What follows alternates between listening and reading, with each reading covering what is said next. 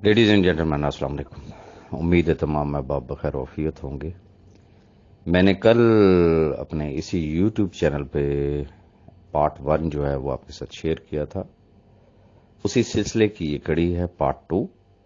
और once again कहना चाहूँगा कि मुझे नहीं पता कि इसके टोटल कितने पार्ट्स होंगे, चूंकि 2 साल की बातें हैं और 2 साल की बातें 2 सेकंड 2 मिनट में कभी भी शेयर नहीं हो सकती हैं ये उनके लिए कि जो इंटरेस्टेड है, सुनना चाहते हैं, जानना चाहते हैं कि हकायक है क्या, और जिनके पास वक्त ही नहीं है सुबह से लेकर रात तक, जब तक 15,000 मैसेजेस तो किए जा सकते हैं, लेकिन जो मुमकिन है उनके काम की बात हो उसको उन्होंने नहीं सुनना है और दूसरों को भी कहना है यार इसमें कुछ भी नहीं है, क्योंकि एजेंडा कुछ और है, प्रायोरिटीज की बात होती है। ये मेरी तमाम वीडियो सीरीज जो मैं अब पार्ट्स की सूरत में जो शेयर कर रहा हूं, ये सिर्फ उन लोगों के लिए है जो परेशान हाल है, जो मुश्किल में हैं, जो हकायक जानना चाहते हैं, जो मसाइल का हल जानना चाहते हैं, जो ये चाहते हैं कि हमें पता चले कि अब आगे क्या होना है, क्या ऐसा करें कि इन लाखों खानदानों को अकोमोडेट किया जा सके।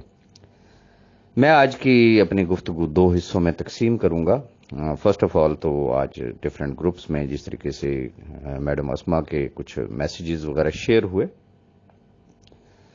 कुछ उसके रिबटल में कुछ बातें हुई जो लोगों ने मुख्तलिफ रिस्पॉन्स दिया। मैं पहली बात तो ये करना चाहूंगा कि जहां तक ताल्लुक है कि जी मैडम अस्मा ने पैसे लिए सैफुररहमान न्याजी से या न्याजी साहब की पहली फैमिली से या तौसीफ आमिर साहब से, मैं इस पे किसी भी किस्म का कोई कमेंट इसलिए नहीं करना चाहूंगा कि याद कर लें कि क्या मदनी साहब के सबूत मैंने दिए थे, ठीक है, तो अगर कुछ ऐसा हुआ तो सबूत सामने आ जाएंगे, नहीं होगा तो कुछ भी नहीं होगा। लेकिन एक खुश आइंद बात जो मैं मैडम अस्मा को अप्रिशिएट करता हूं कि जैसा कि उन्होंने अपने मैसेज में कहा कि मैं बिजी थी, मैं कोर्ट्स में जा रही थी, मैं सुप्रीम कोर्ट गई, और फिर उन्होंने एक स्पेसिमेन भी दिया कि जी आप इस तरीके से चीफ जस्टिस ऑफ पाकिस्तान को ये लेटर लिखें, और फिर उन्होंने शायद जरीना खान के पर्सनल नंबर जो है वो शायद शेयर किया है, if I am not wrong, कि उनसे लोग राब्ता करें।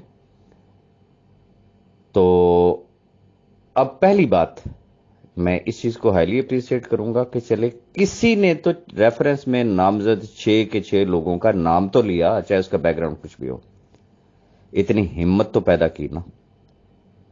और मैं 6 का रोना क्यों रो रहा हूं, जब मैंने विद एविडेंस बात की कि इन 6 के पास क्या है, क्या हो सकता है, और इन खानदानों को किस तरीके से बड़ी आसानी के साथ अकोमोडेट किया जा सकता है, तो फिर इंशाल्लाह अहबाब को भी समझ आ जाएगी। अब जो काणे हैं वो डेफिनेटली जिन्होंने उनसे पैसे लिए हुए हैं, जिन्होंने उनसे वकला हायर करवाए, और भी एक लंबी दास्तान है, तो कि भी गेम किस तरीके से चलानी है, चूंकि वो भी नादान दोस्त हैं, उनको भी समझ नहीं लगी। उन्होंने ये समझा ये शायद हमारे वेल विशर हैं और सैफुररहमान न्याजी के खिलाफ पता नहीं इन्होंने हमारे साथ क्या कर देना है, जबकि पीछे से सारे एक ही पेज पे थे। एनी हो, तो मैं सिर्फ इस तरफ आना चाहूंगा कि जो मैंने सुना कि वो सुप्रीम कोर्ट गई, मेरे पास एक इतला ये है कि हाई कोर्ट में कोई शायद 2 लोग गए,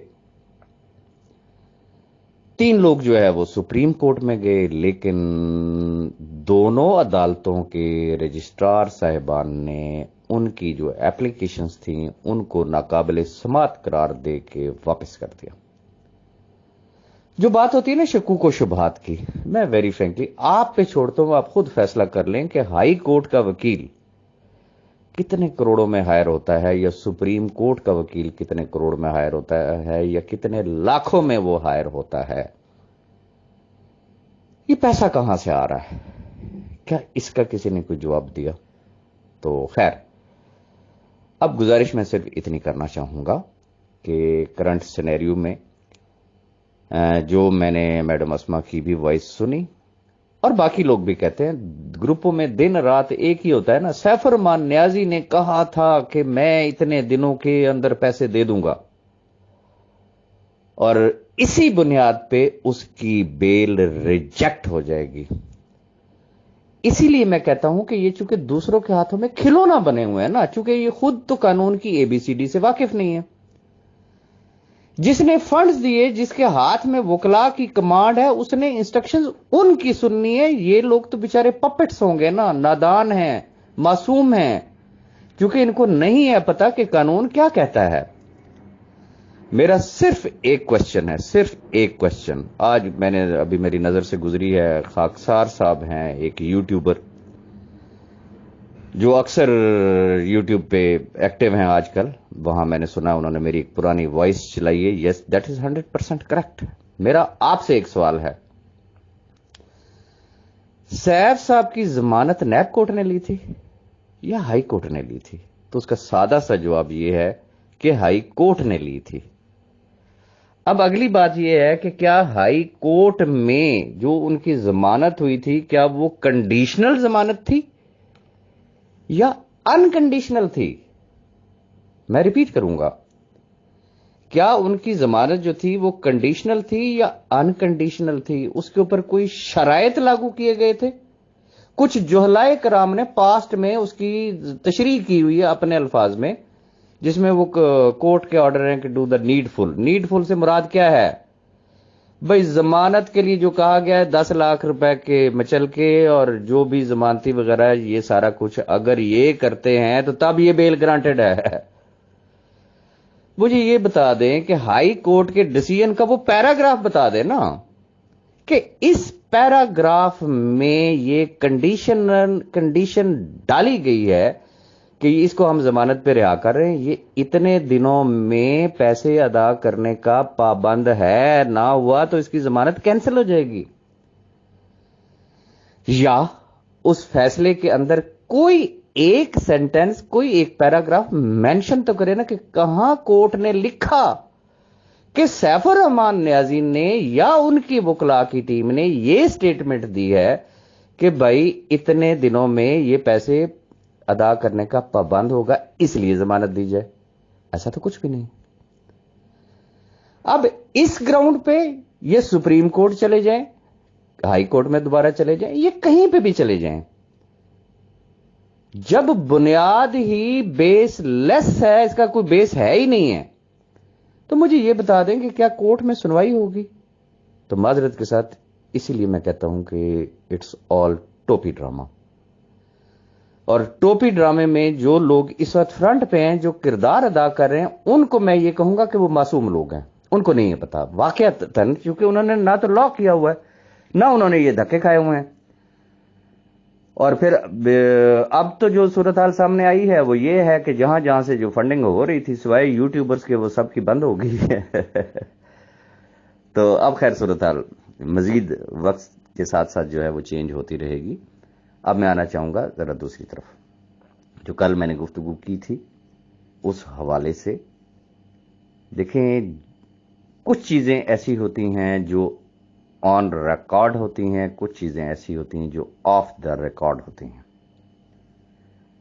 اس میں مجھے یہ بتا دیں کہ کس شخص کو نہیں پتا کہ یہ 6 نام اگر ریفرنس میں ڈالے گئے تو اس کے پیچھے بیک گراؤنڈ کیا ہے، کوئی سالڈ گراؤنڈ ہے یا نہیں ہے، یا نیب نے صرف انے وا نے کہا چل کھاتا پورا کر دیں، فیملی کے نام ڈال دیتے ہیں، بعد کی بعد میں دیکھی جائیں گے۔ تو ایسا نہیں ہوا کرتا۔ That is NAB. کس کو نہیں ہے پتا کہ زرینہ بھابی اور ان کے بچوں کے پاس کتنے اربوں یا کتنے کروڑوں آج بھی پڑے ہوئے ہیں، اور وہ سیف الرحمان نیازی فیملی کے ہیں، سیف الرحمان نیازی صاحب کے ہیں، جو کہ ان کی فیملیز کے پاس ہے۔ دوسرے اینڈ پہ آ جائیں، توصیف عامر صاحب، کس کو نہیں پتا کہ ایون کہ سیف الرحمان نیازی کو پتا نہیں ہوتا تھا تمام پاورز، تمام اتھارٹیز، تمام چیزیں، بینکوں کی سگنیچری اتھارٹی کون تھا؟ وہی صاحب تھے۔ کرپٹو والٹ کس کے پاس تھا؟ آج میں بات کرنے لگا ہوں کہ کرپٹو والٹ کس کے پاس تھا؟ اور اس میں کتنا پیسہ تھا. پھر جتنے آپ کو فزیکل پروجیکٹس نظر آئے جو کہ آج بھی موجود ہیں، کوئی پنجاب میں موجود ہے، کوئی اسلام آباد میں ہے، کوئی کراچی میں ہے، کوئی کہاں ہے، وہ کس کے نام پہ ہے؟ اس کی ڈاکومنٹس کسی نے نکلوائی ہیں؟ تو بھائی بات یہ ہے کہ بہت ساری چیزیں ایسی ہیں جب ان کا کچا چھٹا جب اس کا نکالا جائے گا تو میرے لیے انتہائی قابل احترام ہے توصیف عامر صاحب، چونکہ میں صرف وہ گفتگو کر رہا ہوں جو چیزیں میری نظر سے گزری، جو چیزیں میں نے دیکھی، جو چیزیں مجھے بتائی گئی ہیں. توصیف عامر صاحب وہ جس گاؤں سے تعلق رکھتے ہیں، ان کے والد محترم وہ جیسے گاؤں کے ڈاکٹرز ہوتے ہیں وہ ڈاکٹر تھے، ایک انتہائی غریب فیملی سے تعلق رکھتے تھے. جب ان کی سیف الرحمان نیازی سے ملاقات ہوئی تو واقفان حال چشمدید گواہ جو ہیں وہ بتاتے ہیں، ان کے گاؤں کے لوگ بتاتے ہیں کہ ان کے پاس ایک ٹوٹا ہوا موٹر سائیکل تھا. آج فرائیڈ چکس سے لے کے ایگروزم سے لے کے ہزاروں ایکڑ زرعی اراضی اور کمرشل پراپرٹیز اور پتہ نہیں کیا کچھ. پاسٹ میں ایک وہ وقت بھی آیا تھا کہ بی بی سی والوں نے کوئی ڈاکومنٹری بنانا چاہی تھی ان کے اگینسٹ، ان تمام بھائیوں کے اگینسٹ، کہ سڈنلی ان کے پاس یہ اتنے اربوں روپے کے اثاثے کہاں سے آئے. لیکن بس وہ بیچ میں کچھ پاکستانی صحافی پڑے اور انہوں نے لین دین کیا تو وہ جان چھوٹ گئی. وہ کیا کہتے ہیں، اس سب گول تے کچھ نہ پھول، پھر ساری باتوں کو چھوڑ دیں. یہاں دبئی میں جو ماربل فیکٹری ہے، یہ تو یقیناً سب نے سنا، وہ کس کے نام پہ تھی اور پھر اس کو کس کے نام پہ سیف صاحب کے جیل کے دوران کس کے نام پہ ٹرانسفر کی گئی؟ وہ بندہ کون ہے؟ یہ سب کچھ کس کے پاس ہے؟ اب اگر توپوں کا رخ as per planning of mister Saif ur-Rehman Niazi, Saif صاحب کی فیملی اور توصیف عامر صاحب، اگر تو توپوں کا رخ کرنا ہے صرف اور صرف سیف الرحمان نیازی کی طرف، اور ان سب کو پتلی گلی سے راستہ دینے کے لیے تیار ہے اینٹی گروپ کہ ان کے خلاف عدالت میں سڑکوں کی بات نہیں کر رہا ہوں، عدالت میں اگر یہ گونگے بن جاتے ہیں، یہ خاموشی اختیار کرتے ہیں، منہ پہ ٹیپ لگا لیتے ہیں، وہاں پہ کسی قسم کی کوئی مخالفت نہیں ہوتی ہے، تو پھر سمجھ لیں کہ اللہ ہی حافظ ہوگا. لیکن اس کی ڈیٹیل انشاءاللہ اس سے اگلی ویڈیو میں شیئر کروں گا. آج کے لیے میرے خیال میں اتنا ہی کافی ہے. اپنی دعاؤں میں یاد رکھیے گا. فردر جو بھی ہوگا اسی یوٹیوب چینل پہ میں شیئر کروں گا. Thank you.